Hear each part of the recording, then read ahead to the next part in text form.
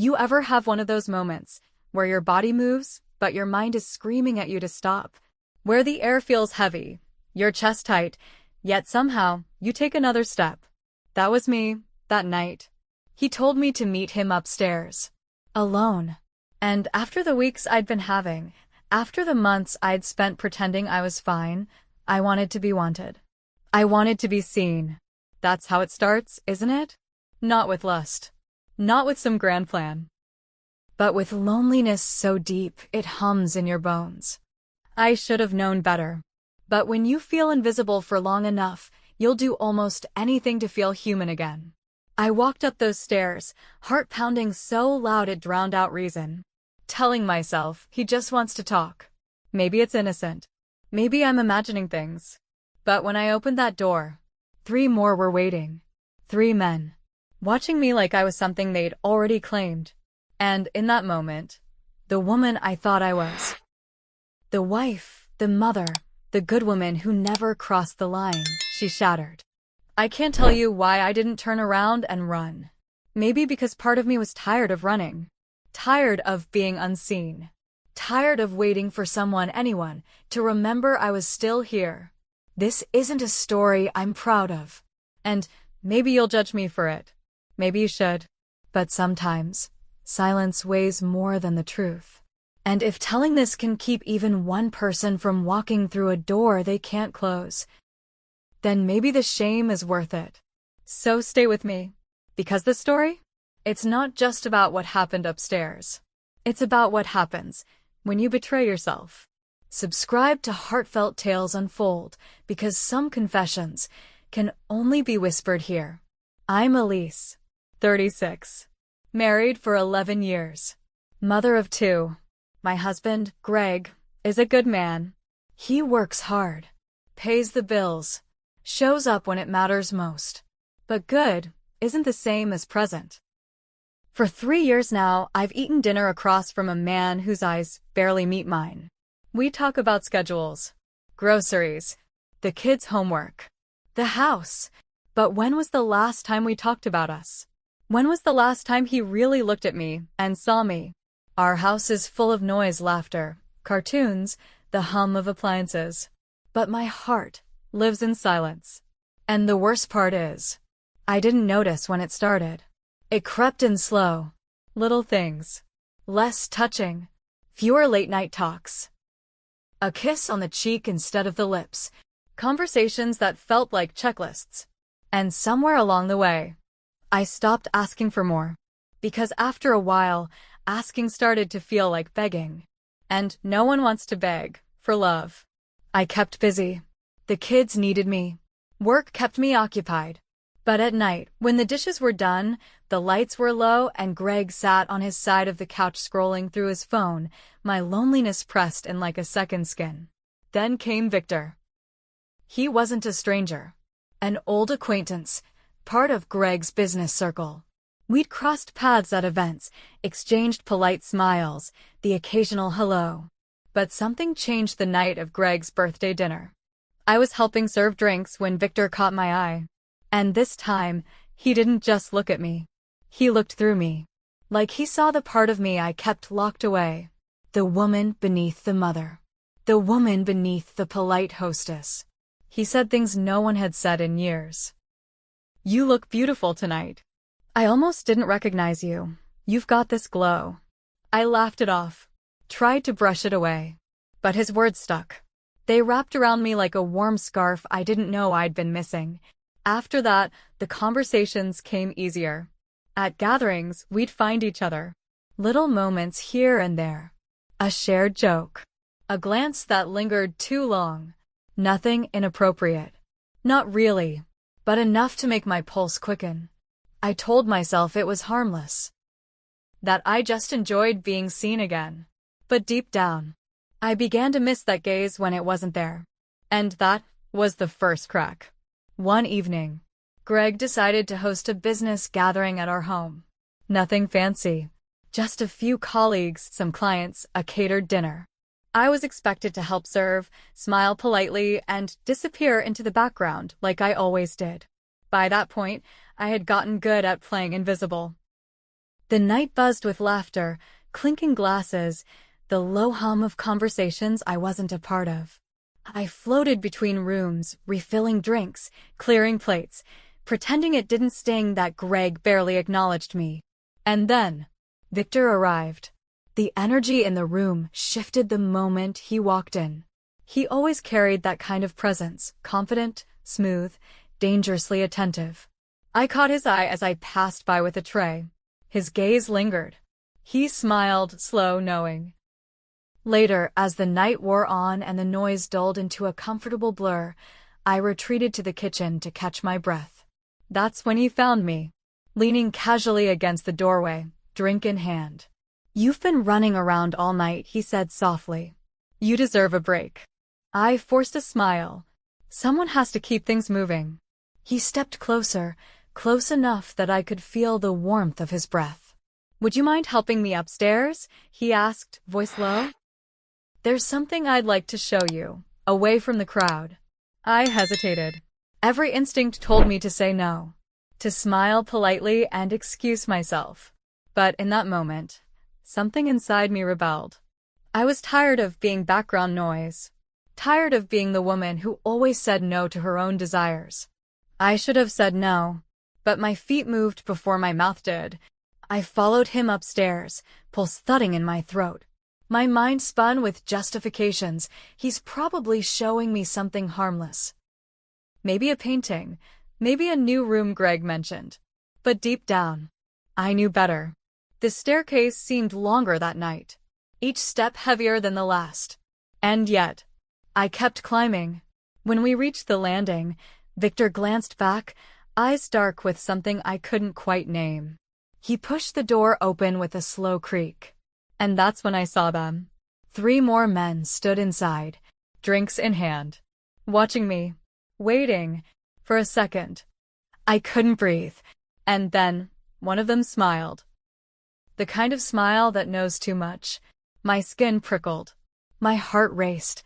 I wanted to turn around, to run, to scream. But my legs didn't move. I stood there frozen, caught between the woman I had been and the one I was about to become.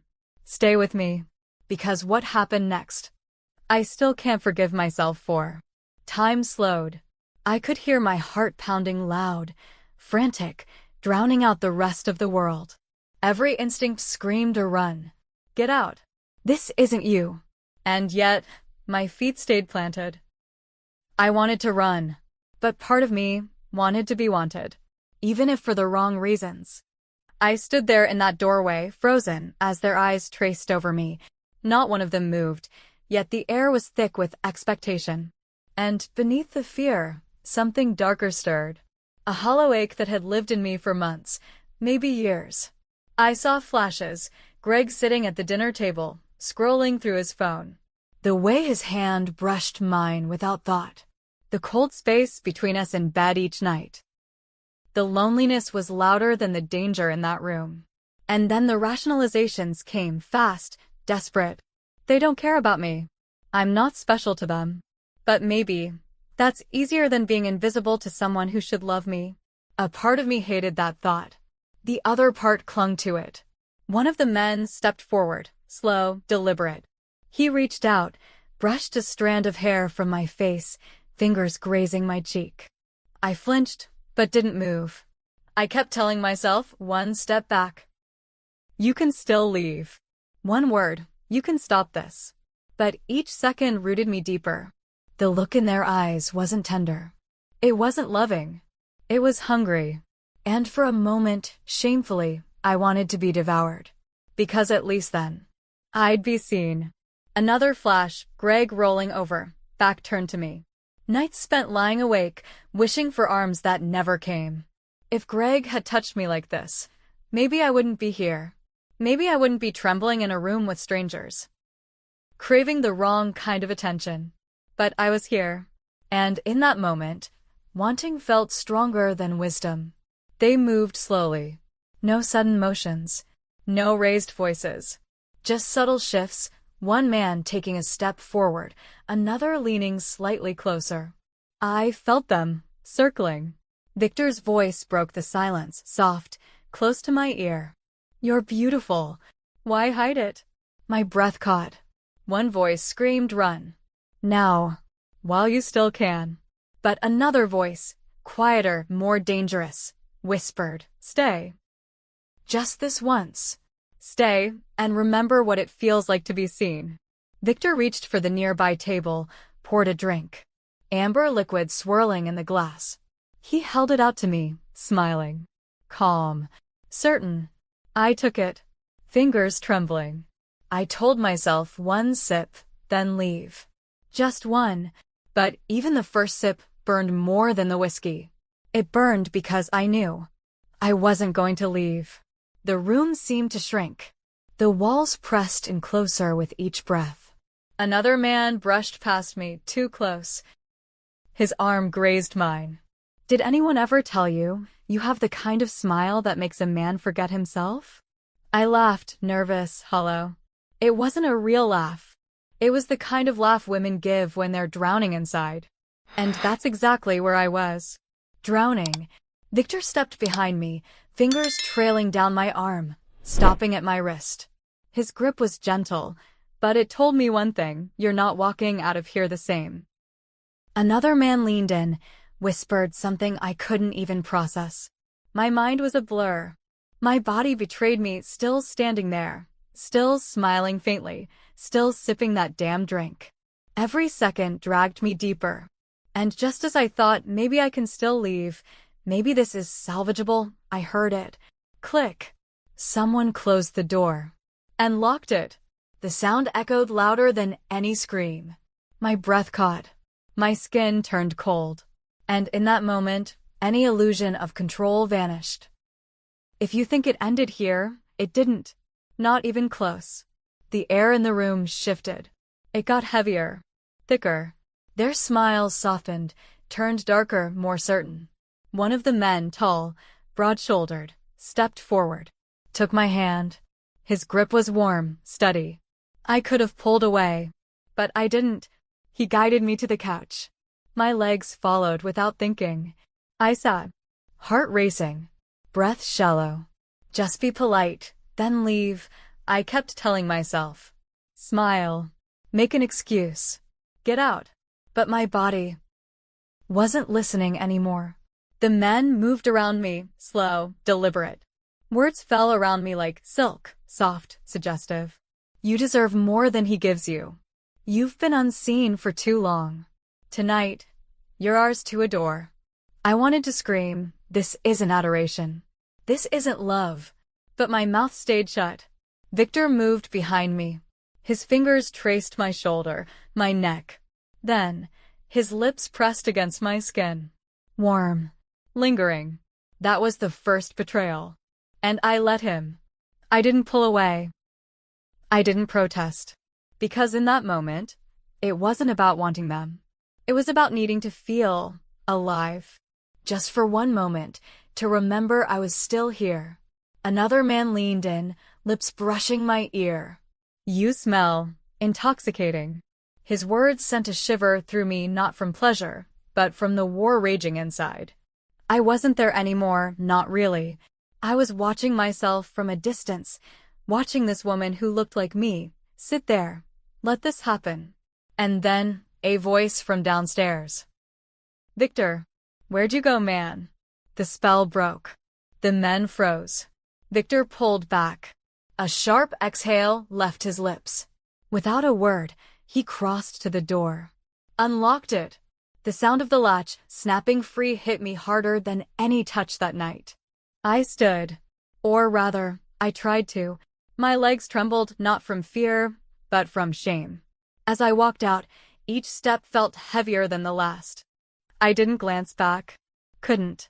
Don't go yet. Because what came after broke more than just me. I walked down those stairs, one shaky step at a time. My hands trembled. My skin felt too tight. Every inch of me wanted to disappear. The laughter from the living room hit me like a slap. Normal. Casual. Unaware. I forced a breath, fixed my face, and walked in. Greg didn't notice. He was deep in conversation, glass in hand, smiling that empty smile I'd grown used to. Across the room, Victor. His eyes caught mine. The smallest smirk touched his lips. One of the other men glanced my way too. Smirked. Raised his glass. I smiled. I laughed at someone's joke. But inside, I was screaming. The rest of the night passed in a blur. I served more drinks. Picked up empty plates.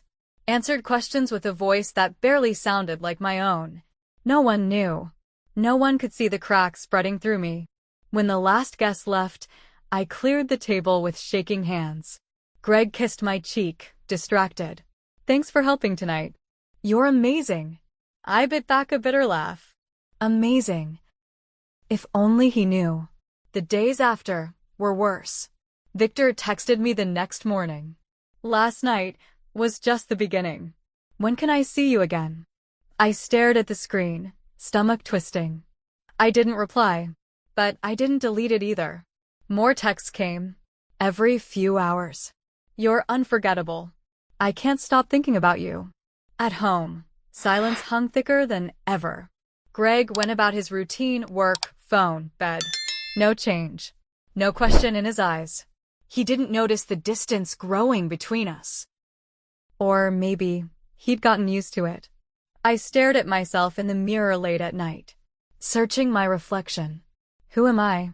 The woman looking back at me didn't feel like me anymore. And yet, some nights, when the house was dark and the loneliness pressed in too tight, I'd scroll through Victor's messages. I never answered, but I still read them. Every word like a pull towards something I didn't understand. Something I couldn't seem to let go. Did I cheat? Did I betray him? Or had I already been betrayed by neglect? That question spun in my mind over and over until I couldn't tell where it began anymore. The days blurred. I moved through them like a ghost, packing lunches, folding laundry, helping with homework. Smiling when I was supposed to smile. Laughing when it was expected. But inside, I was unraveling. I hated them. I hated myself more. Every time I closed my eyes, I saw that room. The way the door clicked shut. The weight of their eyes on me. The burn of Victor's lips against my skin. It played like a film on loop, one I couldn't pause. Couldn't turn off. And the worst part? A small, broken piece of me missed the feeling of being wanted, even if it was all wrong. At night, I'd lie awake next to Greg, his back turned, his breathing slow, steady. And I'd wonder, does he even notice I'm not the same? Sometimes I'd watch him sleep and think, if I told him, if I confessed everything, would it shatter what little we had left? But what were we even holding on to anymore? A marriage in name? A routine wrapped in silence?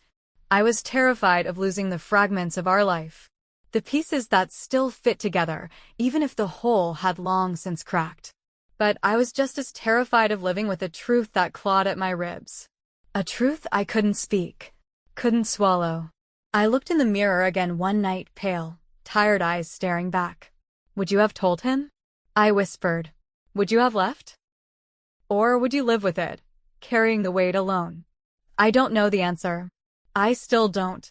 Have you ever crossed a line, not to betray, but to feel alive again?